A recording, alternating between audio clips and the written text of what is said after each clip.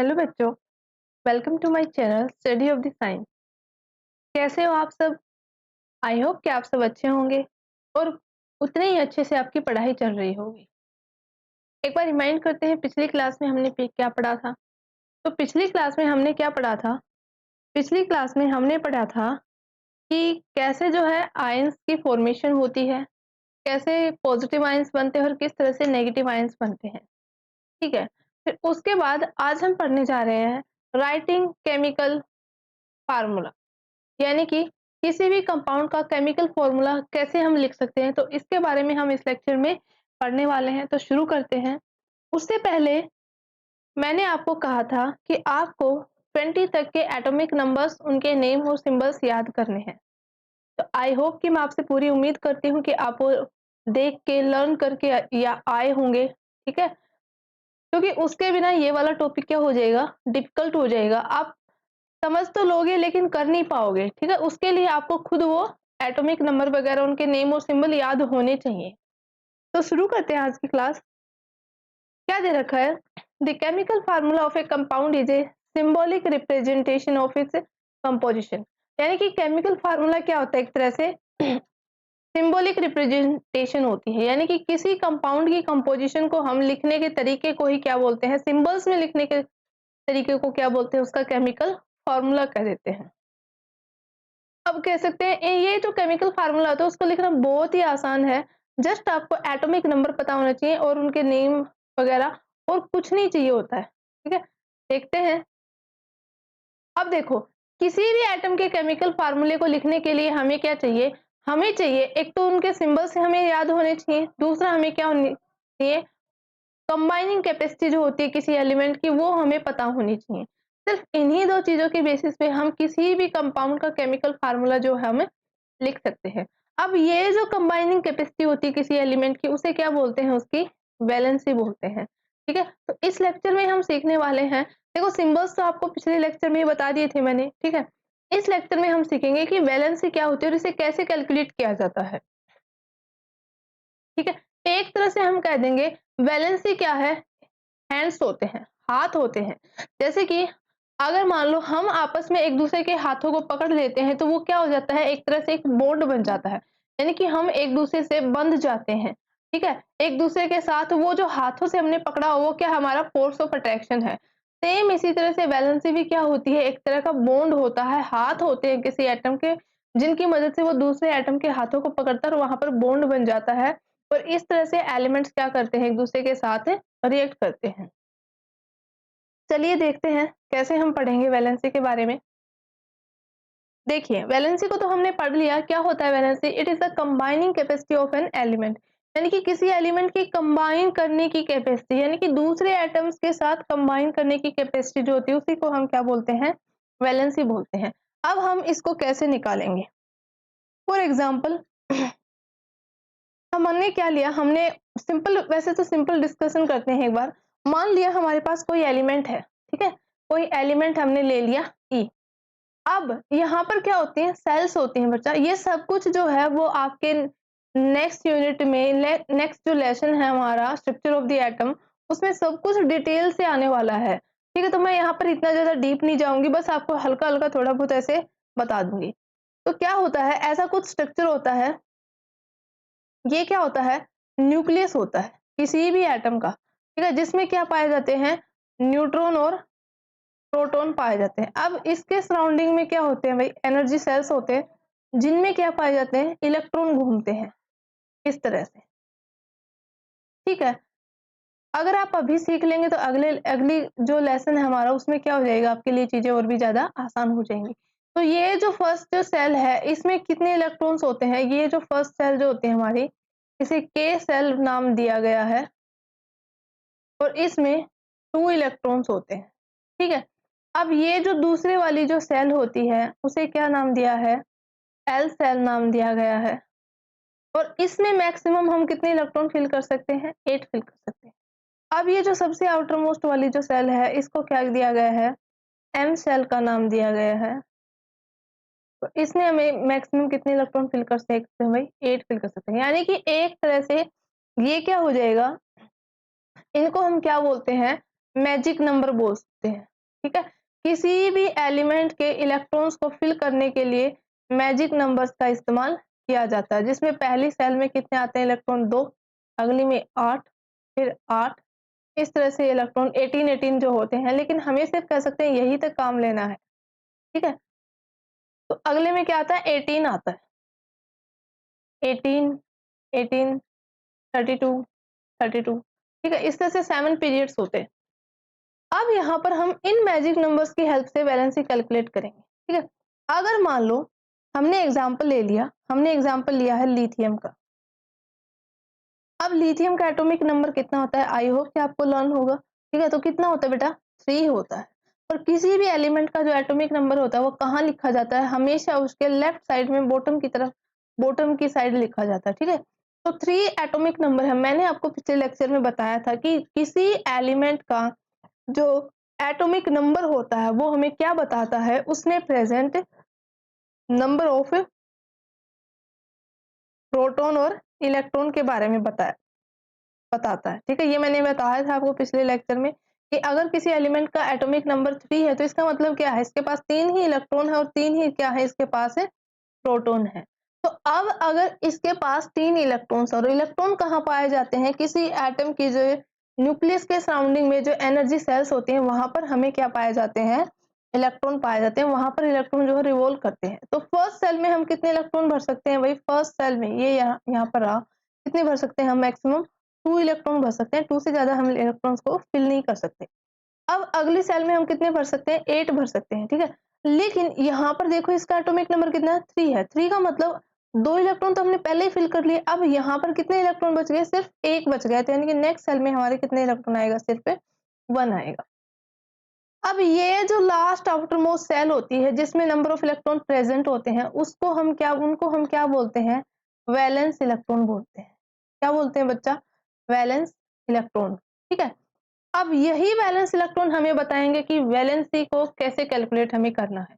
देखो, अगर हमारे ये वैलेंस इलेक्ट्रॉन क्या होते हैं, लेस देन 4 होते हैं। ठीक है, किसी भी एलिमेंट के आउटर मोस्ट सेल में पाए जाने वाले इलेक्ट्रॉन जो कि लूजली बाउंड होते हैं, उन्हीं को हम क्या बोलते हैं, वैलेंस इलेक्ट्रॉन बोलते हैं। और अगर ये वैलेंस इलेक्ट्रॉन लेस देन 4 है तो उस केस में कोई भी एलिमेंट है वो क्या कर देगा, वो इन इलेक्ट्रॉन्स को यहाँ से रिलीज कर देगा। क्या कर देगा बच्चा, रिलीज कर देगा। यानी कि उसने क्या किया, एक इलेक्ट्रॉन को यहाँ से छोड़ दिया, भगा दिया उसको।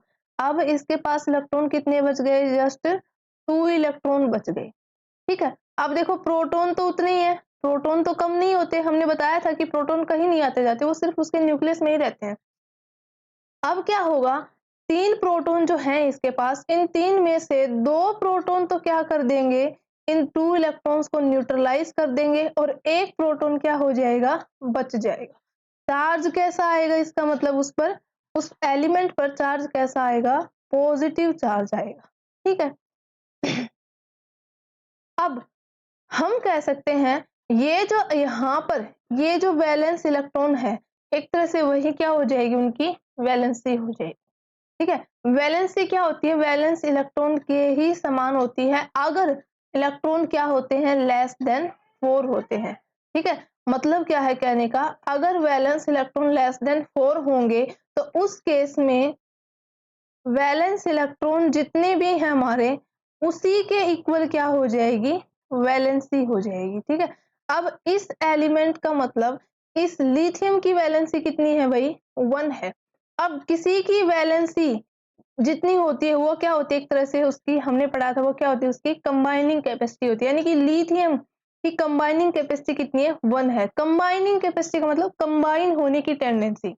कंबाइन होने की मतलब क्या है, किसी दूसरे एलिमेंट के साथ बॉन्ड बनाने की टेंडेंसी। तो मतलब क्या है कहने का, लिथियम जो है वो एक बॉन्ड बना सकता है। ठीक है, और यही क्या हो जाएगी, इसकी वैलेंसी हो जाएगी। आगे हम बात करते हैं, चलो हम दूसरा एग्जांपल लेते हैं। माना कि अब मैंने ले लिया बेरिलियम। ठीक है, बेरिलियम का एटॉमिक नंबर क्या होता है, 4 होता है।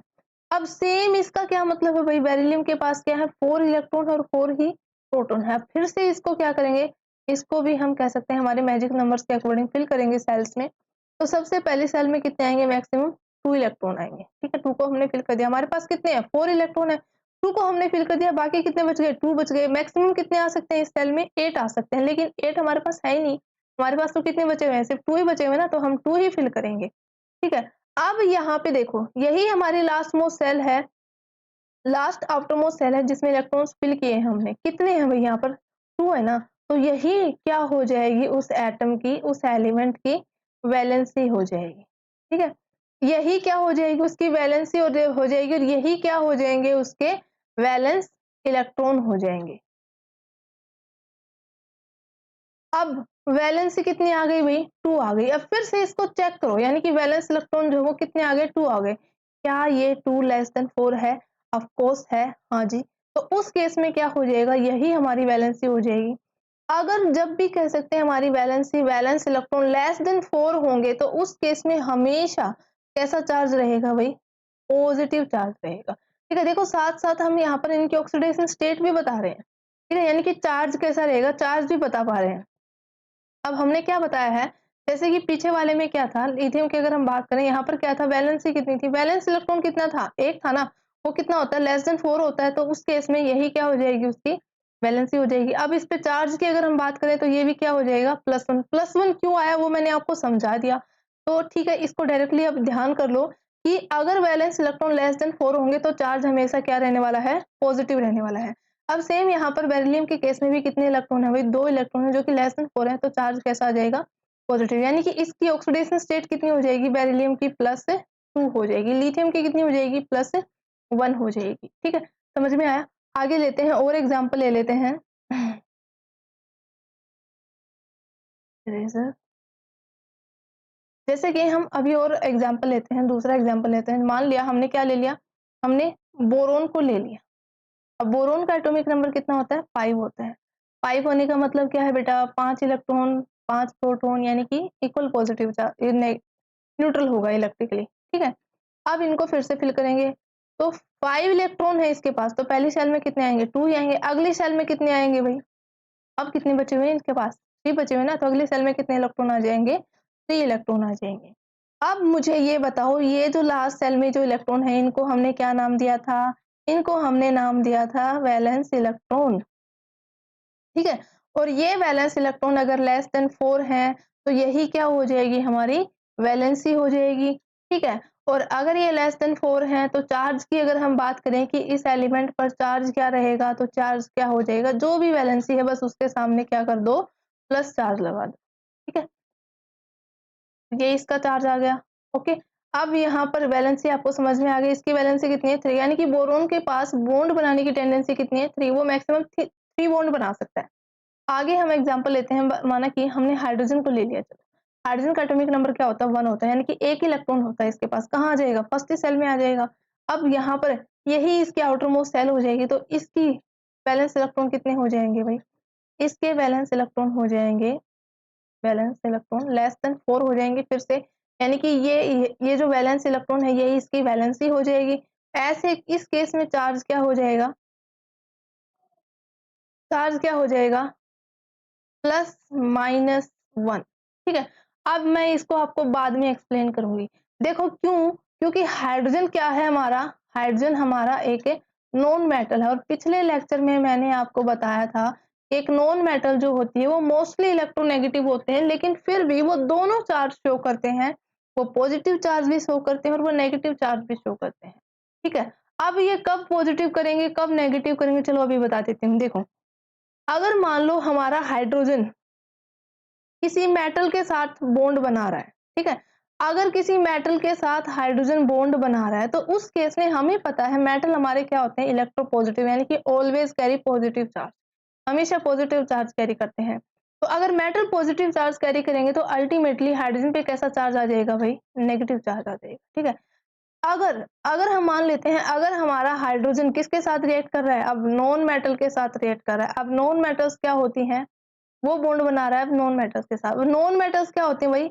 नॉन मेटल्स होते हैं इलेक्ट्रोनेगेटिव इन नेचर, यानी कि they carry negative charge mostly.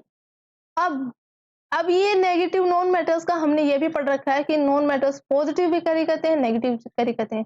अब देखो यहाँ पर एक टर्म आती है इलेक्ट्रोनेगेटिविटी, फिर से ये हाई स्टैंडर्ड क्लासेस का हो गया बच्चा। तो आप बस इतना ही ध्यान कर लो, एक टर्म होती है इलेक्ट्रोनेगेटिविटी, यानी कि जिसकी इलेक्ट्रॉन को अट्रैक्ट करने की टेंडेंसी ज़्यादा होगी। मान लिया ये क्या है, देखो ये नॉन मेटल है हमारे और ये बॉन्ड बना हुआ है केमिकल बॉन्ड और ये हाइड्रोजन है। अब इन दोनों में से जिसकी इलेक्ट्रोनेगेटिविटी ज़्यादा होगी, ये क्या है, यहाँ पर इलेक्ट्रॉन है, 2 इलेक्ट्रॉन से एक बॉन्ड बनता है। जिसकी इलेक्ट्रोनेगेटिविटी ज़्यादा होगी वो इन इलेक्ट्रॉन्स को क्या कर लेगा, स्लाइटली अपनी तरफ खींच लेगा, ठीक है। तो उसके कारण जो नेगेटिव चार्ज है वो कहाँ आएगा, मान लिया इसकी ज़्यादा है तो ये 2 इलेक्ट्रॉन कहाँ रहेंगे, इसकी तरफ रहेंगे, हाइड्रोजन की तरफ नहीं रहेंगे। तो इस पे नेगेटिव चार्ज आ जाएगा, ठीक है। तो वैसे ही अगर हमारा ये नॉन मेटल जो है वो अगर हाइड्रोजन से ज़्यादा रिएक्टिव हुआ, ज़्यादा इलेक्ट्रोनेगेटिव हुआ, तो नॉन मेटल पर कैसा चार्ज आएगा, नेगेटिव, और हाइड्रोजन पर कैसा आ जाएगा, पॉजिटिव आ जाएगा, ठीक है।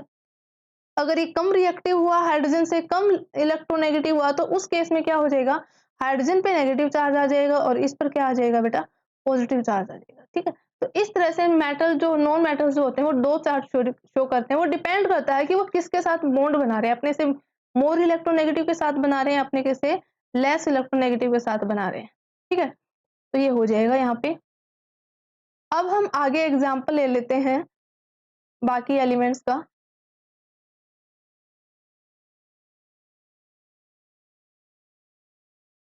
जैसे कि हमने ले लिया, इस बार हमने क्या लिया है, चलो इसको भी हटा देते हैं।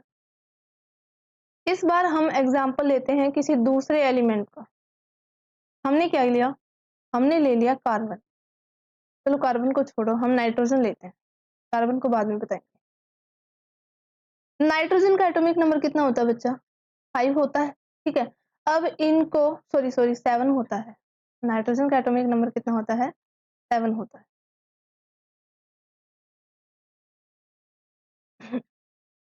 तो नाइट्रोजन का एटॉमिक नंबर कितना होता है, 7 होता है। तो 7 के केस में इसका मतलब क्या है, 7 किसको डिनोट कर रहा है कि नाइट्रोजन के पास 7 इलेक्ट्रॉन है। तो यहाँ पर हम क्या करेंगे, फर्स्ट सेल में कितने इलेक्ट्रॉन फिल करेंगे हम, 2। अब कितने बच गए, 7 में से 2 को हमने फिल कर दिया, बाकी कितने बच गए, इसके पास 5 बच गए। तो 5 को हम क्या करेंगे, नेक्स्ट सेल में फिल कर देंगे। अब देखो यहाँ पर ये जो इसकी आउटर मोस्ट सेल है, इसमें जो भी ये इलेक्ट्रॉन्स हैं वो क्या हो जाएंगे, उसके भाई वैलेंस इलेक्ट्रॉन हो जाएंगे। तो इसके पास, नाइट्रोजन के पास वैलेंस इलेक्ट्रॉन कितने हैं, 5 हैं। क्या वो लेस देन 4 है, नहीं है ना। तो वो क्या हो जाएंगे, ग्रेटर देन 4 हो जाएंगे। तो अब 2 केस बनेंगे यहाँ पर हमारे, अगर वैलेंस इलेक्ट्रॉन लेस देन 4 है और वैलेंस इलेक्ट्रॉन ग्रेटर देन 4 है। अगर वैलेंस इलेक्ट्रॉन लेस देन 4 है तो उतनी ही क्या हो जाती है, उसकी वैलेंसी होती है, यानी कि जितने उसके वैलेंस इलेक्ट्रॉन होंगे उतनी ही उसकी वैलेंसी होगी। लेकिन अगर वैलेंस इलेक्ट्रॉन लेस देन 4 नहीं है, वो ग्रेटर देन 4 होते हैं, तो उस केस में उस एलिमेंट की वैलेंसी निकालने के लिए हम क्या करते हैं, उसके जितने भी वैलेंस इलेक्ट्रॉन होते हैं उनको 8 में से माइनस कर देते हैं, ठीक है। अब यहाँ पर हम 8 में से ही माइनस क्यों कर रहे हैं, क्योंकि जो हमारी सेल है इसमें आउटर मोस्ट सेल में कितने इलेक्ट्रॉन्स आएंगे बच्चा, 8 भर सकते हैं ना, हम मैक्सिमम 8 फिल कर सकते हैं। तो 8 में से हम क्या करेंगे, इनको माइनस कर देंगे और वो क्या आ जाएगी, हमारी वैलेंसी आ जाएगी। अब देखो यहाँ पे माइनस क्यों कर रहे हैं, देखो अपनी ये जो सेल है इसमें मैक्सिमम 8 इलेक्ट्रॉन्स आ सकते हैं। तो इनको क्या करना होता है, अपना ऑक्टेट कंप्लीट करना होता है, यानी कि अपनी ये जो सेल होती है इनकी, उनको क्या करना होता है, उनको फुलफिल करना होता है। तो यहाँ पर फुलफिल करने के लिए क्या किया था, इनको कितने चाहिए होते हैं, इस सेल में 8 इलेक्ट्रॉन चाहिए होते हैं। अब इसको 8 करने के लिए बाहर से क्या करने पड़ेंगे, 5 इलेक्ट्रॉन लेने पड़ेंगे, यानी कि बहुत ज्यादा हो जाएंगे, ये ले नहीं पाएंगे। और दूसरा कह सकते हैं मेटल है, मेटल तो इलेक्ट्रोपॉजिटिव होता है बेटा, वो इलेक्ट्रॉन लेता नहीं है, देता है, ठीक है। तो ये इलेक्ट्रॉन्स को क्या कर देते हैं, छोड़ ही देते हैं, रिलीज कर देते हैं। अब बात आ गई नॉन मेटल्स की, नॉन मेटल्स के पास है, अब देखो आधे से ज्यादा इसका भरा हुआ है, ये जो ऑक्टेट है इसका, ये जो शेल है इसकी क्या है, आधे से ज्यादा भरी, क्योंकि मैक्सिमम कितने आते हैं, 8 आते हैं। अब यहाँ पर 8 का हाफ कितना हो जाएगा, 4, 4 से ज्यादा है, ठीक है। आधे से ज्यादा भरा हो तो वो क्या सोचेगा, मैं बाहर से 1-2 ले लेता हूँ और अपने आप को फुलफिल कर लेता हूँ। तो इसको बाहर से कितने इलेक्ट्रॉन्स लेने की जरूरत है, जस्ट 3 इलेक्ट्रॉन्स लेने की जरूरत है, यानी कि इसको थोड़े चाहिए, तो ये बाहर से क्या करेंगे, इलेक्ट्रॉन्स को ले लेंगे आसानी से। जब इलेक्ट्रॉन को लेंगे, गेन करेंगे, तो उसमें कैसा चार्ज आ जाएगा, नेगेटिव चार्ज आ जाएगा। अब जैसे कि नाइट्रोजन की हम वैलेंसी निकालें तो क्या करेंगे, 8 में से 5 क्या है इसके वैलेंस इलेक्ट्रॉन, इसको माइनस कर देंगे तो इसकी वैलेंसी कितनी आ जाएगी भाई, 3 आ जाएगी। अब सेम नाइट्रोजन पर क्या पूछ लिया जाए, चार्ज पूछ लिया जाए कि नाइट्रोजन पर चार्ज कैसा है। अब देखो चार्ज कैसा आएगा, इसने क्या किए हैं, बाहर से इलेक्ट्रॉन लिए हैं। अगर इलेक्ट्रॉन लेने का मतलब क्या है, इसमें इलेक्ट्रॉन एक्सेस में हो जाएंगे, यानी कि अब इसके पास क्या हो जाएंगे, 10 इलेक्ट्रॉन हो जाएंगे, लेकिन पॉजिटिव चार्ज तो उतने ही है, 7 है ना, पॉजिटिव चार्ज तो उतने हैं, लेकिन इलेक्ट्रॉन ज्यादा हो गए, तो यानी कि इसके पास नेगेटिव चार्ज एक्सेस में हो जाएगा, इसीलिए इस पे कैसा चार्ज आएगा, नेगेटिव चार्ज आ जाएगा, और जितनी वैलेंसी है उतना ही नेगेटिव चार्ज आएगा, ठीक है।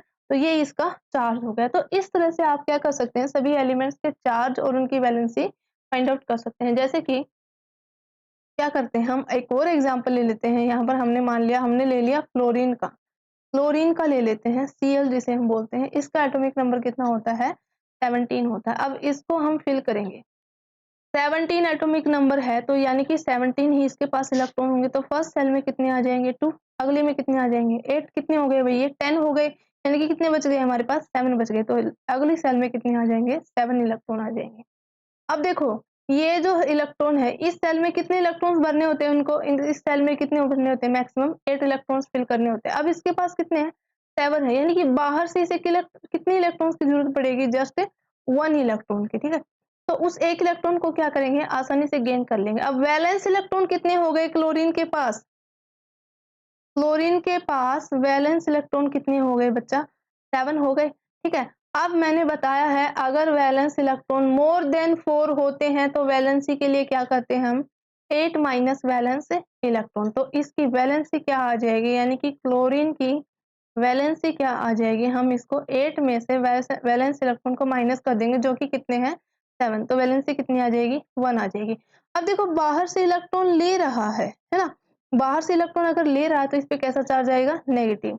तो अगर हम क्लोरीन के चार्ज की बात करें तो चार्ज कितना आ जाएगा, -1 आ जाएगा, ठीक है। समझ में आया। एक दो एग्जांपल और बता देती हूँ मैं, ताकि आपको और अच्छे से क्लियर हो जाए, ठीक है। और अच्छे से देख लेते हैं। देखो जैसे कि हमने अभी ले लिया, हमने मैग्नीशियम लिया, मैग्नीशियम का एटॉमिक नंबर कितना होता है, 12 होता है। तो यहाँ पर क्या आ जाएगा, फर्स्ट सेल में 8, सॉरी 2, फिर आ जाएगा नेक्स्ट सेल में 8, फिर अगली सेल में कितने बच गए, यहाँ पर कितने हो गए, ये यहाँ तक हो गए 10, यानी कि कितने बच गए, 2 बच गए। तो अगली सेल में आ जाएंगे हमारे पास 2 इलेक्ट्रॉन। अब यही क्या हो गए, इसके वैलेंस इलेक्ट्रॉन हो गए। ये 2 जो है वो क्या है, उसके वैलेंस इलेक्ट्रॉन है, ठीक है। अब ये वैलेंस इलेक्ट्रॉन को हमें चेक करना है, ये लेस देन 4 है या ग्रेटर देन 4 है। तो ये क्या हो जाएंगे बच्चा, लेस देन 4 हो जाएंगे। तो इसका मतलब यही क्या हो जाएगी, मैग्नीशियम की वैलेंसी भी क्या हो जाएगी, वही हो जाएगी जो कि उसके वैलेंस इलेक्ट्रॉन है, यानी कि क्या हो जाएगी, 2 हो जाएगी। और अगर हम मैग्नीशियम के चार्ज की बात करें तो हमें पता है मैग्नीशियम क्या है, कि मेटल है, या फिर और कहें तो इलेक्ट्रॉन क्या है हमारे, लेस देन 4 है, यानी कि वो इनको क्या करेगा, यहाँ से रिलीज करेगा, निकाल देगा। तो उस केस में कैसा चार्ज आ जाएगा बच्चा, पॉजिटिव चार्ज आ जाएगा। और कितने रिलीज कर रहा है, 2 रिलीज कर रहा है, तो यानी कि चार्ज कितना हो जाएगा मैग्नीशियम पर, +2 हो जाएगा। अब देखो हम बात करते हैं कार्बन की। कार्बन की कितना होता है, एटॉमिक नंबर 6 होता है। तो इसको फिल करेंगे तो ये कितना आ जाएगा, 2 रेशो और ये 4, यानी कि फर्स्ट सेल में कितने इलेक्ट्रॉन आएंगे हमारे पास, 2, अगली सेल में कितने बच जाएंगे, 4 बच जाएंगे। अब देखो, अब यहाँ पर तो कोई रूल नहीं लग रहा। आप बोलोगे कि मैम आपने तो कहा था कि वैलेंस इलेक्ट्रॉन या तो लेस देन 4 होंगे या फिर वैलेंस इलेक्ट्रॉन ग्रेटर देन 4 होंगे। ये तो क्या हो गए, यहाँ पर तो वैलेंस इलेक्ट्रॉन इक्वल टू 4 हो गए। अब यहाँ क्या करना है, हमें इनको निकालना है, बाहर से लेना है, क्या करना है, कैसा चार्ज आएगा, कैसे पता चलेगा। तो देखो इसका पता लगाने के लिए क्या करना पड़ेगा हमें, मेटल के जो हम नॉन मेटल का बता रही थी, मैंने अभी पीछे बताया था कि हम उसके नेचर पे डिपेंड करता है कि कार्बन जो है अब दूसरे नॉन मेटल्स के साथ जब कंबाइन हो रखा है। देखो ये तो ऑब्वियस सी बात है, अगर कार्बन किसी मेटल के साथ कंबाइन होगा, मेटल के साथ बॉन्ड बनाएगा, तो हमें पता है metals always carry positive charge.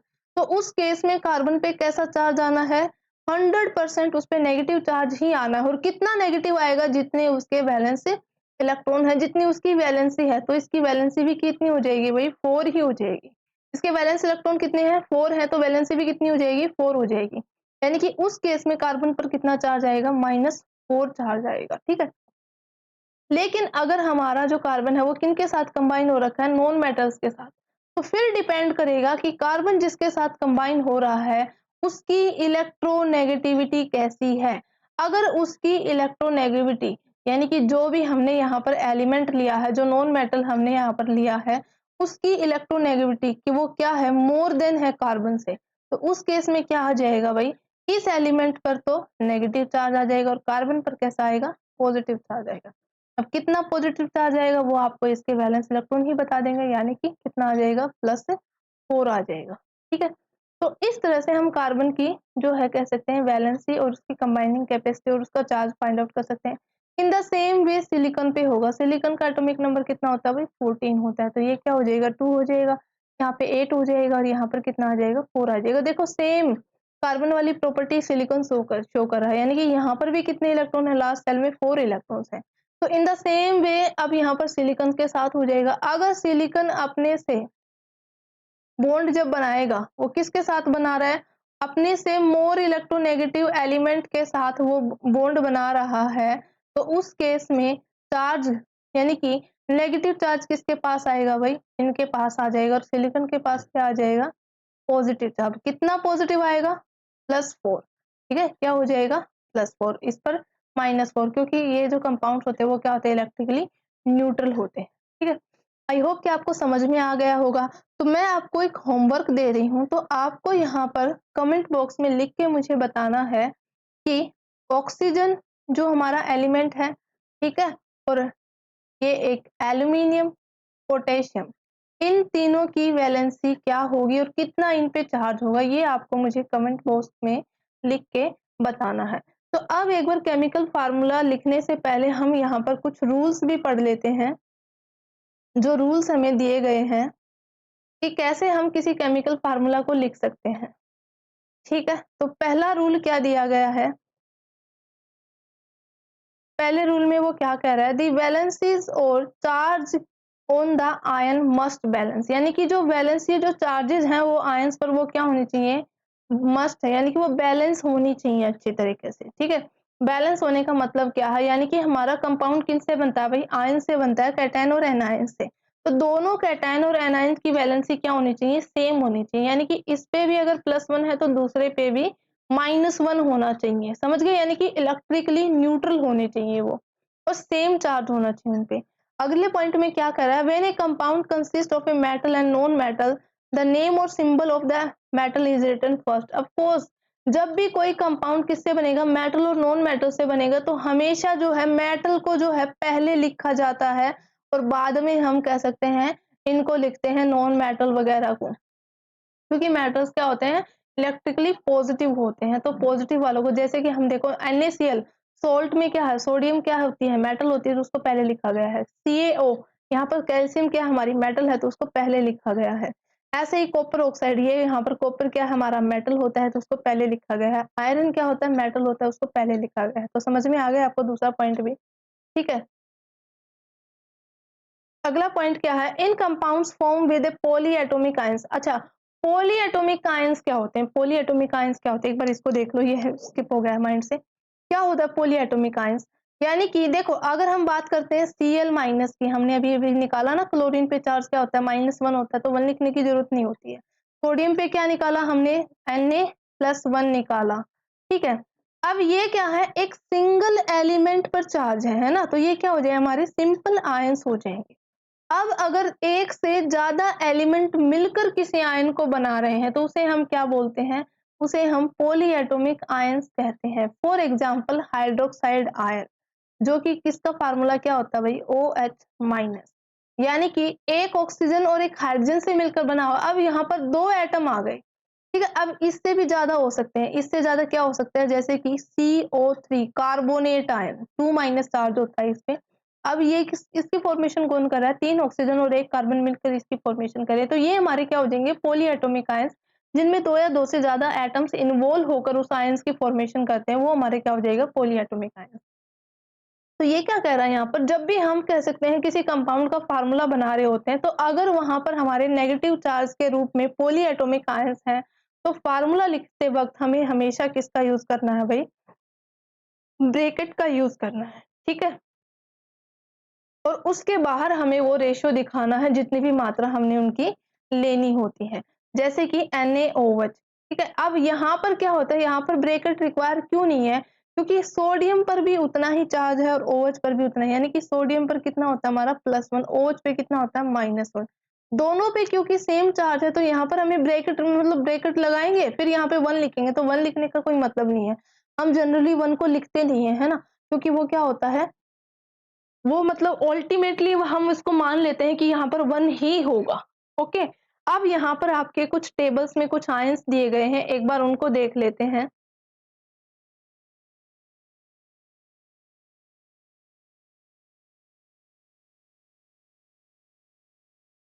हाँ जी। कुछ टेबल्स में कुछ आयंस के नेम थे, कौन से पेज पे थे वो, शायद यही कहीं, ये तो नहीं है।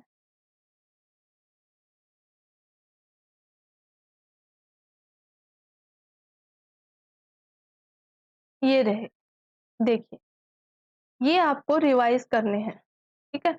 अब जब मैंने आपको वैलेंसी कैलकुलेट करना बता दिया है, सिखा दिया है, तो आप ये इनके चार्जेस खुद ही निकाल लोगे। जैसे कि देखो, हम ये अभी-अभी हमने निकाला ना, सोडियम का कितना निकाला हमने, Na+1, सोडियम पे कितना होता है, +1 चार्ज होता है, ठीक है।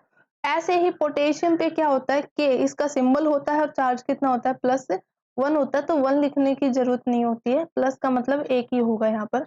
सिल्वर होता है, उसपे +1 होता है, कॉपर 1, अब कॉपर की 2 फॉर्म्स होती हैं, कॉपर 1 में भी एग्जिस्ट करता है तो +1 चार्ज होगा, कॉपर 2 में एग्जिस्ट अगर वो कर रहा है तो +2 चार्ज होगा उसका। मैग्नीशियम पे कितना होता है, +2 चार्ज होता है, कैल्शियम पे +2 होता है, जिंक पे +2 होता है, आयरन भी 2 फॉर्म में एग्जिस्ट करता है भाई, एक करता है +3 और एक करता है +2 के फॉर्म में, ठीक है। तो अगर ये +2 है तो ये हो जाएगा, +3 है तो हम ये ले लेंगे, ठीक है। अब एल्यूमीनियम पे कितना होता है, +3 चार्ज होता है, ठीक है। और हाइड्रोजन पे कितना होता है, देखो मैंने बताया था ना, हाइड्रोजन पे 2 चार्ज होते हैं, प्लस भी और माइनस भी। तो प्लस चार्ज जब होगा तो उसको हम क्या करेंगे, मेटल्स की तरह नाम लेंगे, कंप्लीट, जैसे हम मेटल का कंप्लीट नाम लेते हैं ना। और जब भी कह सकते हैं हमारा कोई नेगेटिव आयंस बनता है तो उसके लास्ट में हम क्या लगा देते हैं, IDE लगा देते हैं, ठीक है। तो ये हाइड्रोजन से क्या बन जाएगा, हाइड्राइड, जब इस पे कैसा चार्ज होगा, नेगेटिव चार्ज होगा। सेम जैसे क्लोरीन से क्या बन गया, क्लोराइड बन गया, ब्रोमीन से ब्रोमाइड, आयोडीन से आयोडाइड, क्योंकि इन पे तीनों पे क्या है, नेगेटिव चार्ज है। फ्लोरीन का क्या बन जाएगा, फ्लोराइड बन जाएगा। सेम ऐसे ही ऑक्सीजन का क्या बन जाएगा भाई, ऑक्साइड बन जाएगा, लास्ट में क्या लग जाएगा, आईडी, यानी कि IDE लग जाएगा, ऑक्सीजन हटके। तो इस पे चार्ज कितना होता है, 2- होता है। सल्फाइड पे क्या होता है, 2- होता है। नाइट्राइड पे क्या होता है, 3- होता है। अमोनियम, ये क्या हो गए हमारे पॉली एटॉमिक आयंस हो गए, ये सारे अभी तक क्या थे, सिंगल एटॉमिक आयंस थे। यहाँ पर ये सारी हमारी मेटल्स थी, ये सारी की सारी क्या है, नॉन मेटल्स हैं, और ये हमारे क्या है, पॉली एटॉमिक आयंस, ठीक है। तो ये सबसे पहला हमारे यहाँ पर है अमोनियम, जिसका फार्मूला क्या होता है, NH3 positive, sorry NH4 positive, NH3 तो अमोनिया होता है, ठीक है। अब है हाइड्रोक्साइड, जो कि किससे बनता है, एक ऑक्सीजन और एक हाइड्रोजन से मिलकर बनता है, इस पे चार्ज होता है -1। अगला है नाइट्रेट, नाइट्रेट का फार्मूला क्या होता है, एक नाइट्रोजन और 3 ऑक्सीजन से मिलकर बनता है और इस पे चार्ज होता है -1, ठीक है। फिर होता है carbonate, hydrogen carbonate, hydrogen carbonate का फार्मूला क्या हो जाएगा, कार्बोनेट के आगे हम क्या लगा देंगे, हाइड्रोजन लगा देंगे, तो वो हो जाएगा हाइड्रोजन कार्बोनेट। देखो कार्बोनेट का फार्मूला क्या होता है, CO3 2-। अब इसके आगे क्या लगा दी हमने, यहाँ पर हाइड्रोजन लगा दी, ठीक है। अब हाइड्रोजन पे कितना चार्ज होता है बेटा, +1 होता है, तो +1 और -2 जब ऐड होंगे तो हाइड्रोजन कार्बोनेट पे कितना बच जाएगा, -1 चार्ज बच जाएगा। फिर है सल्फाइड, सल्फाइड का फार्मूला क्या होता है, SO3 2-। सल्फेट का क्या होता है, SO4 2-। फोस्फेट का क्या होता है, PO4 3-। तो ये कुछ आयंस हैं जिसको आपने क्या करना पड़ेगा, इनके सिंबल्स और इनके चार्जेस को मेमोराइज करना पड़ेगा, लर्न करना पड़ेगा, तभी आप कह सकते हैं सारे के सारे जो कंपाउंड्स हैं उनके फार्मूले आसानी से बना पाओगे। बेटा अगर आपने एक बार इनको याद कर लिया ना, तो ये केमिकल फार्मूले बनाना आपके लिए इतना आसान हो जाएगा, चुटकियों का खेल हो जाएगा, बिल्कुल ऐसे। तो आप इनको मतलब एक दिन में अगर नहीं कर पा रहे हैं तो ग्रुप से कर लो। जैसे कि एक दिन आप पूरे मेटल्स के कर लो, फिर अगले दिन नॉन मेटालिक कर लो, फिर अगले दिन पॉलीएटॉमिक कर लो। लेकिन कर लो धीरे-धीरे। ये आपको ये नहीं है कि सिर्फ़ इसी चैप्टर में काम आने वाले हैं, ये आपको पूरी केमिस्ट्री में काम आने वाले हैं। 10th में भी काम आएँगे, आगे भी काम आने वाले हैं, ठीक है? तो इनको अच्छे से लर्न करो और खूब पढ़ो, खूब अच्छे से खाओ और मस्त रहो। तो आज की क्लास में इतना ही। थैंक यू, धन्यवाद।